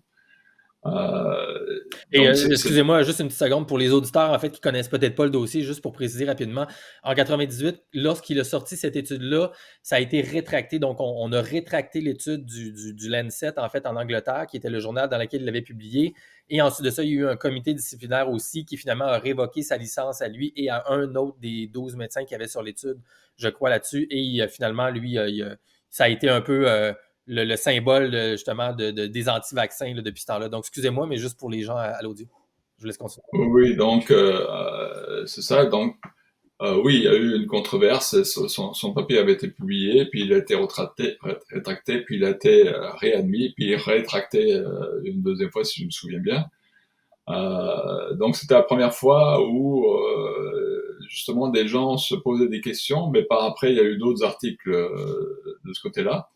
Et encore une fois, à ce sujet, je recommande les tortues jusqu'en bas, hein, parce que la problématique de certains vaccins avec l'autisme a été soulevée, et donc vous aurez les articles qui en parlent, et vous allez voir comment ces articles ont été faits, donc la méthodologie, et puis vous verrez si la méthodologie est bonne ou pas bonne. Donc, encore une fois, je recommande aux gens de lire et les articles scientifiques, et de lire par exemple les tortues juste en bas, parce que vous allez comprendre la méthodologie, et vous allez voir qu'il y a des méthodologies qui vont être trompeuses exprès. Donc je recommande de lire, c'est la première chose. Alright, j'aime ça. On va laisser planer le mystère de la recherche chez les gens là-dessus, à ce niveau-là. Parce que, évidemment, peut-être un dernier 10 minutes avec vous, M. Linard, aujourd'hui. Moi, encore une fois, là, j'essaie de toujours d'être le plus rigoureux possible et tout ça, puis d'essayer de chercher les meilleurs arguments des deux côtés, si on peut, et tout, Mais mettons que je laissais aller mon côté un peu plus gars de salon, là, et tout ça, qui a lu ses livres et tout, puis qui parle juste en mon nom personnel, sans filtre et tout ça. Des fois, je me dis, man, la science des vaccins a été faite tout croche. C'est pas sécuritaire. On sait pas ce qui se passe avec ça vraiment. Les vaccins, tous les adjuvants compilés les uns avec les autres n'ont jamais été étudiés pour la sécurité de ça. On ne sait pas l'interaction de. Ils sont rendus à genre 50-60 doses de vaccins entre 0 et 18 ans chez nos enfants depuis les 15-20 dernières années, tout ça.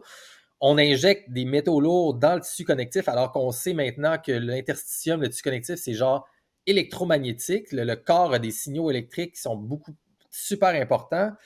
L'augmentation des maladies chroniques est incroyable, est exponentielle, l'autisme aussi et tout ça. Moi, je me dis, vite de même, si je parlais au travers de mon chapeau, il faudrait scraper le programme de vaccination, mettre un moratoire là-dessus, puis se poser des questions scientifiques. Est-ce que ce serait une conclusion trop radicale pour vous, M. Linard? Oui, donc ce qui est important, c'est aller dans la médecine préventive, hein. Je pense que c'est sûr qu'on va dire que le vaccin, c'est pour prévenir la maladie. Il faut savoir que l'individu qui reçoit, contrairement à un médicament, on donne à un patient qui est déjà malade, mais un vaccin, on donne à une personne qui est tout à fait saine. Ça, c'est bien important de le savoir. Ce que je trouve, c'est que pour augmenter, par exemple, la résistance aux maladies, je trouve que, et ça a été montré, c'est que l'individu devrait prendre, par exemple, tous les individus, par exemple au Canada, au nord du 35e parallèle, devraient tous prendre, par exemple, la vitamine D. Pourquoi la vitamine D? Parce que justement, cette vitamine, ça a été décrit par des centaines d'articles scientifiques, va rehausser la puissance du système immunitaire, d'un côté, à tel point que cette vitamine nous protège non seulement contre les maladies infectieuses, mais aussi contre les maladies chroniques comme les maladies auto-immunes, mais aussi contre le cancer. Alors qu'un vaccin, jamais ne va protéger vraiment contre un cancer. On va dire, oui, ben, ça protège contre le cancer du col, le VPH, mais là encore, je vous recommande de lire les articles et le livre de Michel Delorgerie. Hein, donc vous ferez une opinion là-dessus. Mais les gens devraient savoir, il n'y a pas de vaccin contre le cancer de la prostate, par exemple, et donc ou le cancer du sein. Donc il y a énormément de cancers qui ne sont pas protégés par, même s'il y avait des vaccins. Donc c'est important. Alors que la vitamine D, je recommande à tous les gens d'en consommer. Hein. Donc et vous pouvez voir, il y a notamment sur Covid Care Alliance, donc le CCCA. Donc vous allez voir, vous tapez sur Google CCCA, donc 3 C et un A, et puis vous ajoutez Covid par exemple, hein, donc et vous allez tomber sur le site et puis vous verrez qu'il y a des articles aussi bien en anglais qu'en français, notamment sur les vaccinations à ARN messager quand elles sont apparues, notamment celui de Pfizer, et sur la vitamine D. Donc vous allez pouvoir le lire, et je recommande donc encore une fois aux gens de lire. Il y a des références scientifiques, et là moi je trouve encore qu'on devrait préconiser la vitamine D à tout le monde, notamment au Canada, hein, d'en prendre systématiquement, et aussi de mesurer les concentrations sanguines de vitamine D pour justement être protégé contre les infections et respiratoires et les cancers, par exemple. Donc, vous recommandez au personnage que je jouais il y a quelques instants, c'était un personnage, bien sûr, de continuer à s'informer, à lire et à s'informer sur les façons faciles de faire de la médecine préventive.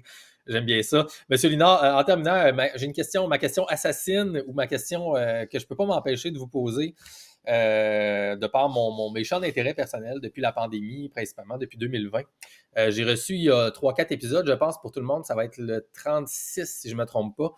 Louis-Olivier excusez-moi, Louis-Olivier Fontaine, qui a décidé de quitter le barreau du Québec. Et pourquoi je parle de cet épisode-là, c'est que je crois que vous avez collaboré, dans le fond, dans votre cas. Lui, il vous a représenté à un certain moment dans vos péripéties, finalement de votre côté dans votre carrière. Et on a discuté ensemble d'un sujet avec moi qui m'a passionné beaucoup durant la pandémie. Et lui semblait avoir une conclusion proche de la mienne. Évidemment, lui, il n'est pas dans le domaine scientifique non plus. Donc, on est deux personnes qui s'amusent à réfléchir à ça ensemble en faisant nos petites recherches, comme on dit bien depuis 4 ans. Et dans le fond, ce qui m'a intéressé, moi et lui aussi, c'est de rechercher l'espèce de groupe de scientifiques internationaux, parce qu'il y en a plusieurs. Il y a différents sous-groupes qui se sont formés dans ce qu'on pourrait appeler la résistance, évidemment, avec les années durant la pandémie. Il y a les gens, dont le Dr Malone, un des auteurs du livre Turtles All the Way Down, dont vous avez parlé, qui sont par rapport beaucoup avec RFK Jr., et McCullough et tout ça, qui ont beaucoup travaillé sur le dossier du gain de fonction, des laboratoires cachés, que finalement le virus avait peut-être même été ingénieré avec des séquences du VIH et tout ça ici. Il y a ceux qui parlent évidemment, c'est naturel, donc c'est une source naturelle du truc. Il y en a qui disent que c'est un accident. Oui, ça a peut-être été en laboratoire, mais c'est un accident. Finalement, ça n'a pas été relâché, bien sûr, comme une arme biologique. Et il y a un autre groupe qui sont ceux qui, moi, m'avaient beaucoup intéressé, qui disent que en retournant justement dans les méthodologies historiques des études de la virologie depuis le début, finalement, depuis les fondations, un peu comme les études sur la sécurité et l'efficacité des vaccins. Lorsqu'on regarde, finalement, ça n'a jamais été supporté dans la littérature scientifique comme quoi que les virus existaient comme on les pense, finalement, comme une entité, une petite entité qui infecte les gens, donc qui va rentrer, qui va court-circuiter le mécanisme cellulaire pour s'auto-répliquer, faire des millions de copies et ensuite de ça, sauter sur grand-maman pour la tuer en faisant la même chose et se propager comme ça ici. Et dans les années 80-90, dans la crise du sida, du VIH, il y avait le groupe PERT en Australie avec une chercheuse principale, mais plusieurs autres personnes qui avaient fait des travaux là-dessus. Donc, c'est pas nouveau, là. Ça date de 40 ans environ, cette compréhension-là, finalement, des problématiques potentielles en virologie.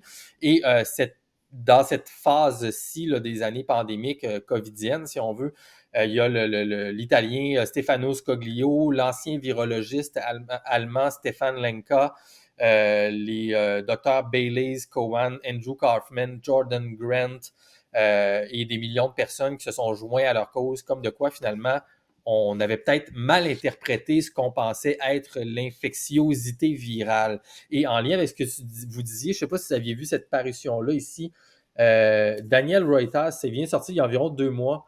Can you catch a cold? Donc, est-ce que vous pouvez attraper la grippe ou le rhume, finalement? Et lui, dans le fond, il a été recensé les plus de 200 études qui existent dans la littérature scientifique sur l'infectiosité par voie naturelle, finalement. Donc, toutes les études qui ont étudié comment est-ce qu'un virus, finalement, peut se transmettre d'une personne à l'autre par les voies naturelles, donc par la peau, les muqueuses, l'inhalation, l'air et tout ça.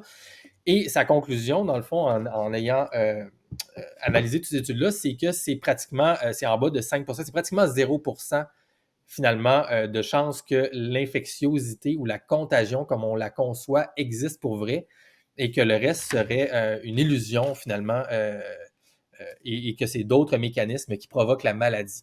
Donc, tout ça, il m'a pris deux minutes finalement, désolé pour le temps, M. Linard, mais qu'est-ce que ça vous dit, ça? J'imagine que vous étiez tombé là-dessus, peut-être même en aviez-vous parlé avec des collègues ou pas.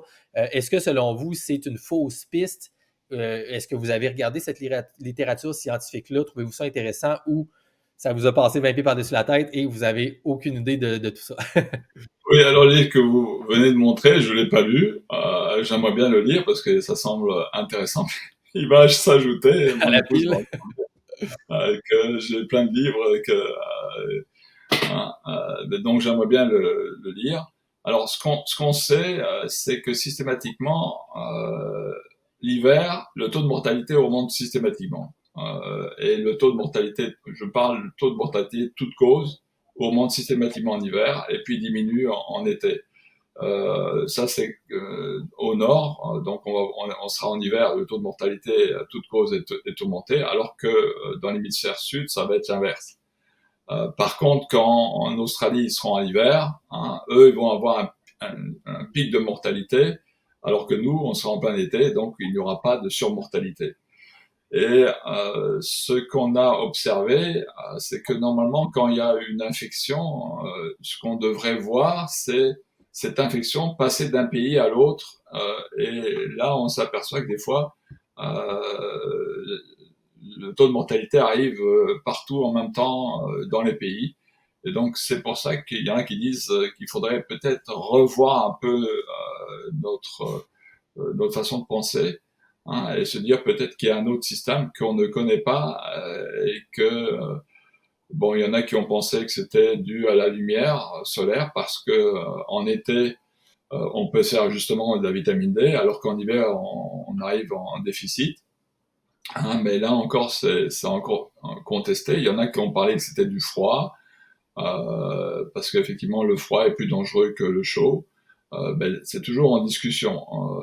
Et là, je vois que effectivement, donc il y a des chercheurs qui disent, qui essayent de remettre en question nos façons de voir. Et c'est parfait. C'est comme ça que doit fonctionner la science. C'est toujours se remettre en question et ne pas croire, parce que des fois on peut croire pendant 100 ans une même chose et tout d'un coup il y a un chercheur qui dit mais regarde, j'ai vu tel article, j'ai vu tel article et qui remet en question. Donc c'est Colt que vous avez montré, c'est du même gabarit. C'est quelqu'un qui reprend certains articles et qui montre qu'il y a des choses un peu particulières et qu'on devrait se poser des questions.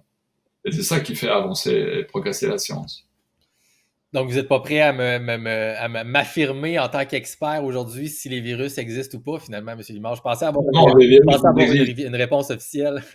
Non, les virus, ils existent. Hein.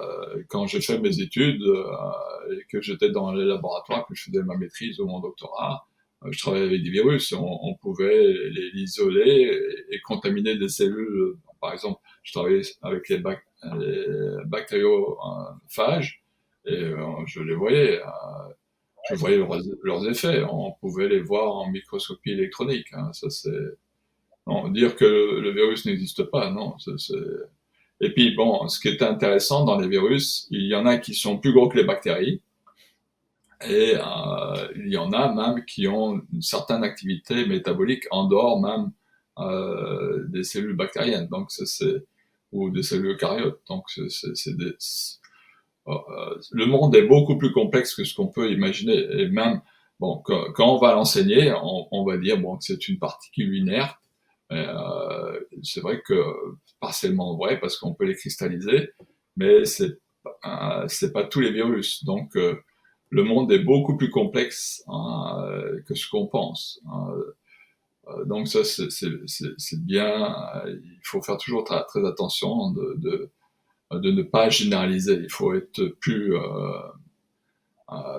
réfléchi et ne pas gober systématiquement tout ce qu'on dit. Il faut se remettre tout le temps en question, remettre en question, même quand les gens écoutent, par exemple, les journaux à la télévision, c'est de ne pas se fier à ce que les grands médias disent, parce que de toute façon, ils ont eux-mêmes des intérêts et ils reçoivent des fonds de subvention, donc d'intérêts privés. Donc, à ce moment-là, ils vont pas mordre de la main qui les nourrit.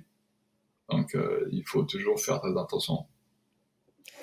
Certainement. Excellent conseil en terminant, M. Linard. Et on a dit beaucoup de choses aujourd'hui. Vous avez été derrière toutes ces choses-là. C'est des choses qui peuvent justement être un choc pour certaines personnes, mais avec une ouverture d'esprit puis l'idée de pouvoir garder toujours la place à des nouvelles informations, ben, j'espère que ça va faire grandir les gens et s'intéresser à aller creuser un peu ces sujets-là et aller faire les lectures pour voir un petit peu quelles opinions ils peuvent en tirer.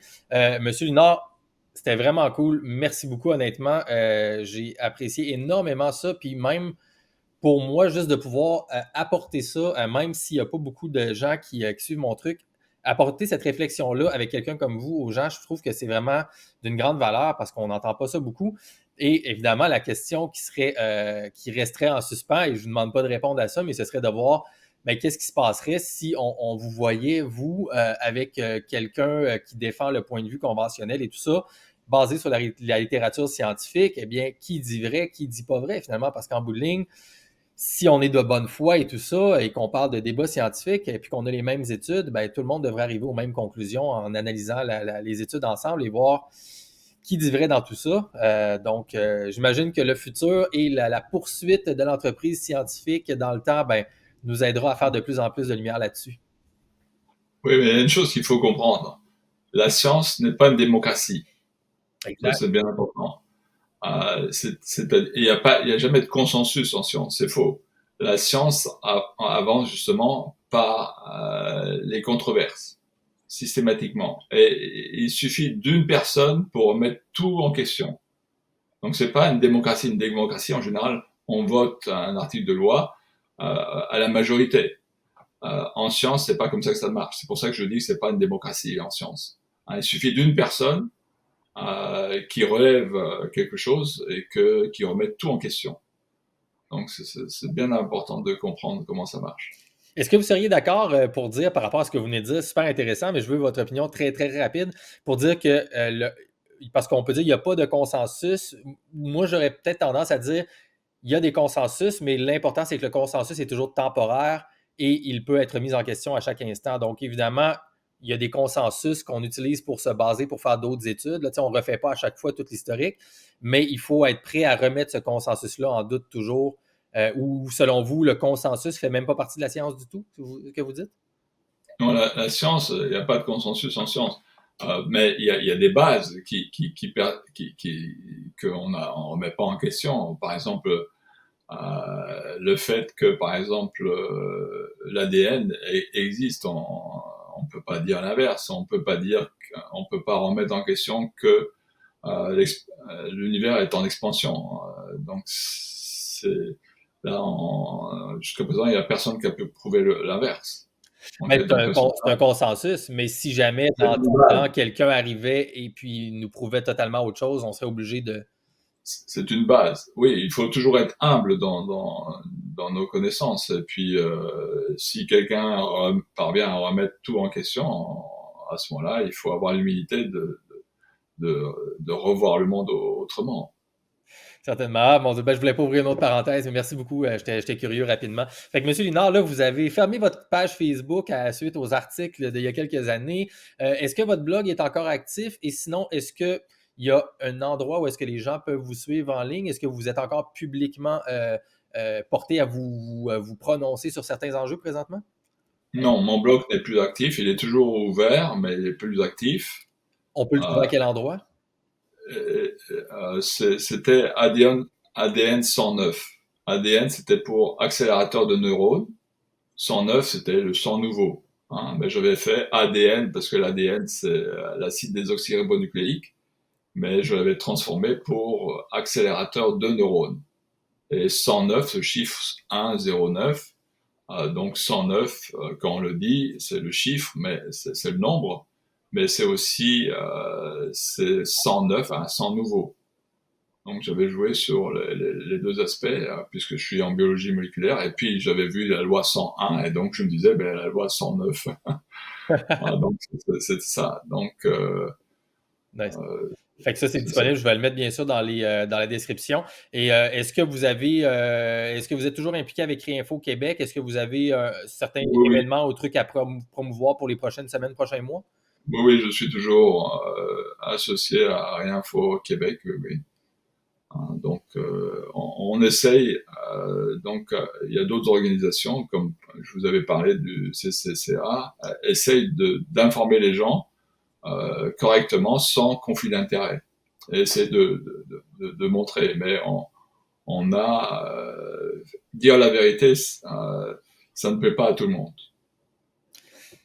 En effet. Et sur ce point, ben moi, je vais vous dire merci. Merci d'oser. Merci d'avoir décidé de prendre la parole avant la pandémie, pendant la pandémie. Vous êtes toujours professeur au département de chiropratique, je pense, à l'Université du Québec à Trois-Rivières, dans les domaines de la biologie. Moi, je veux dire salutations à vos étudiants, étudiantes. Je crois qu'ils sont très chanceux, en fait, de bénéficier d'avoir quelqu'un comme vous qui est capable d'avoir un esprit scientifique rigoureux et qui accepte de parler de choses référencées, mais qui ne sont pas nécessairement à l'intérieur des faits consensuels. Donc, merci beaucoup pour tout ce que vous faites, M. Linard. Merci d'avoir pris soin d'aller dans certains terrains un petit peu plus rocailleux avec moi aujourd'hui. C'est extrêmement apprécié. Et en terminant, bien sûr, je vais vous mentionner rapidement le mot de la fin. Si vous pouviez regarder le Québec, la francophonie, dans le franc des yeux et puis leur laisser une dernière impression rapidement, qu'est-ce qu'on laisse à nos auditeurs, M. Linard? Moi, je dirais à tous vos éditeurs que ils doivent toujours avoir un esprit critique et toujours se poser la question pourquoi et essayer de faire leur propre opinion, ne pas gober tout ce qu'on dit, par exemple, dans les mass médias. Mais ça, c'est dans tous les domaines. Que ce soit ils doivent avoir le bon sens. Hein. Je vous donne un autre exemple. Par exemple, on parle du réchauffement climatique. Et on dit que c'est l'humain. Donc c'est ce qu'on appelle un réchauffement climatique anthropique.